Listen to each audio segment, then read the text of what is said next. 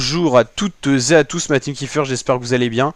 Aujourd'hui pour cette nouvelle vidéo, on se retrouve pour la présentation complète de la dernière étape du Giro 2023. Vous l'avez compris, c'est déjà la 21e étape, l'arrivée traditionnelle à Rome, la capitale de l'Italie, donc où on reverra les meilleurs moments du Giro bien sûr, mais on va surtout apercevoir les podiums de ce Giro. Rome, 126 km, étape normalement totalement dédiée aux sprinters. Il en reste peu, mais il en reste encore, avec notamment le maillot de cyclamen de Jonathan Mailan, qui a été un des sprinters les plus en vue sur ce Giro. Il reste encore des sprinters comme Michael Matthews, Mark Cavendish. Donc voilà, il y a du beau monde. Donc les maillots distinctifs, Primož Roglič qui est en rose, il portera le maillot rose une seule journée après avoir renversé le Giro sur l'étape 20. Le résumé est disponible sur la chaîne YouTube et la vidéo également où on voit son saut de chaîne qui aurait pu le faire perdre ce Giro. Donc une étape qui a été totalement folle, un Giro qu'on a pu reprocher un peu ennuyant, c'est vrai, mais au moins il aura été, on va dire, joué jusqu'à l'avant-dernière étape de ce Giro. Maillot cyclamen, vous l'avez compris, c'est Jonathan Mailan qui aura une belle carte à jouer demain pour aller remporter une deuxième étape sur ce Giro. Ackermann, Michael Matthews, ils sont encore dans ce Giro, donc ils peuvent aller chercher une victoire d'étape. Ackermann a montré qu'il est encore frais. Kort Nielsen qui a une bonne pointe de vitesse, pourquoi pas. Voilà, on a les principaux sprinters qui sont quand même dans ce classement. Dainese, que j'aurais pensé meilleur, Oldani. Maillot Azzurro, maillot bleu de meilleur grimpeur, c'est Thibaut Pinot. Et maillot blanc, Joao Almeida.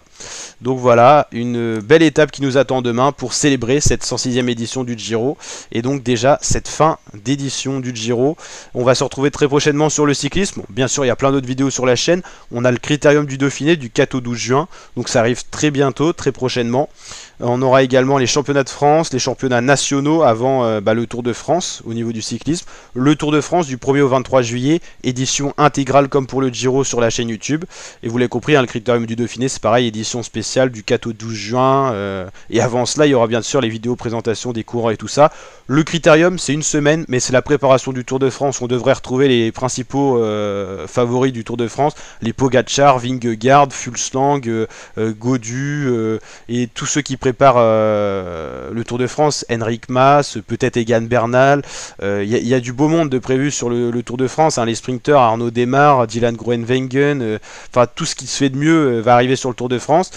Alors, il y a des doutes. Est-ce que les coureurs qui ont abandonné, comme Pozzo Vivo, comme Uran, comme Evenepoel vont aller sur le Tour de France? Peut-être pas, Evenepoel je vois plus sur la Vuelta, mais on devrait avoir encore plus de beau monde, sachant que le Giro a été vraiment très meurtri par de nombreuses chutes et abandons sur virus en début de Giro. Donc on devrait retrouver une très grosse start list pour les 176 coureurs partants du Tour de France. On aura le temps de voir ça sur la chaîne, donc n'hésitez pas à vous abonner, à activer la cloche pour suivre tout ça avec nous. On va bientôt parler du Tour de France, ça arrive dans quelques temps, dans 2 mois. Donc le 1er juin, non, c'est même plus rapide que ça. Le 1er juin, il restera plus qu'un mois avant le début du Tour, donc il y aura une édition spéciale sur la chaîne YouTube bien sûr. Donc voilà, j'espère que vous avez kiffé le Giro en notre compagnie.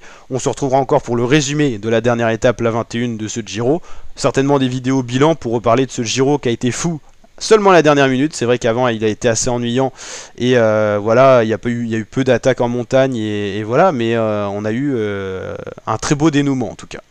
Donc n'hésitez pas à liker, ça vous a plu, à commenter, je vous dis à très bientôt pour de nouvelles vidéos la team, ciao ciao.